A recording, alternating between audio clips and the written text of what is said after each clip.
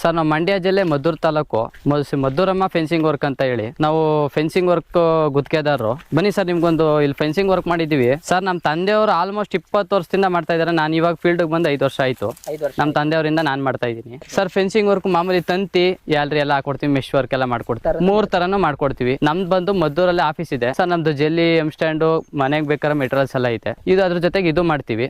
ಇದು ಬೇಕು ಅಂತಂದ್ರೆ ನೀವು ಮದ್ದೂರಲ್ಲಿ ನಾನು ಕಾಂಟ್ಯಾಕ್ಟ್ ಮಾಡ್ಬೋದು, ಅಥವಾ ನನ್ನ ನಂಬರ್ ತಗೊಂಡು ಕಾಲ್ ಮಾಡಿದ್ರೆ ನಾನು ಸಿಗ್ತೀನಿ. ಫೆನ್ಸಿಂಗ್ ವರ್ಕ್ ಯಾಕೆ ಮಾಡಿಸ್ಬೇಕು ಅಂತ ಫಸ್ಟ್ ಮೊದಲಾಗಿ ನಾನು ವಿವರಿಸೋ ಹೇಳ್ತೀನಿ. ಫೆನ್ಸಿಂಗ್ ವರ್ಕ್ ಅಂತಂದ್ರೆ ಇವಾಗ ಒಳಗಡೆ ಗದ್ದೆ ಒಳಗಡೆ ಬೆಳೆ ನಾಶ ಮಾಡದೇ ಇರುವಂಗಾಗಿ ಬೆಳೆ ನಾಶ ಮಾಡಬಾರ್ದು ಅನ್ನೋಕ್ಕೋಸ್ಕರ ಫೆನ್ಸಿಂಗ್ ಮಾಡಿಸ್ತಾರೆ ಕೆಲವರು. ಬಟ್ ನಾನು ಇನ್ನೊಂದು ಸತ್ಯ ಘಟನೆ ಏನು ಅಂತಂದ್ರೆ ಫೆನ್ಸಿಂಗ್ ವರ್ಕ್ ಒಳಗಡೆ ಹೋಗ್ಬಾರ್ದು ಅನ್ನೋಕ್ಕೋಸ್ಕರ ಮಾಡ್ತಾರೆ ಕೆಲವರು. ಇನ್ನೊಂದು ಏನ್ ಗೊತ್ತಾ, ಈ ಲ್ಯಾಂಡ್ ಬಂದು ಬೆಂಗಳೂರವ್ರದ್ದು ಸರ್. ಏನು ಹಂಗೆ ಖಾಲಿ ಬಿಟ್ಟಿದ್ದಾರೆ ಅಂದ್ರೆ ಸೇಫ್ಟಿಗೆ ಅವ್ರು ಮಾಡ್ಸಿರೋದು.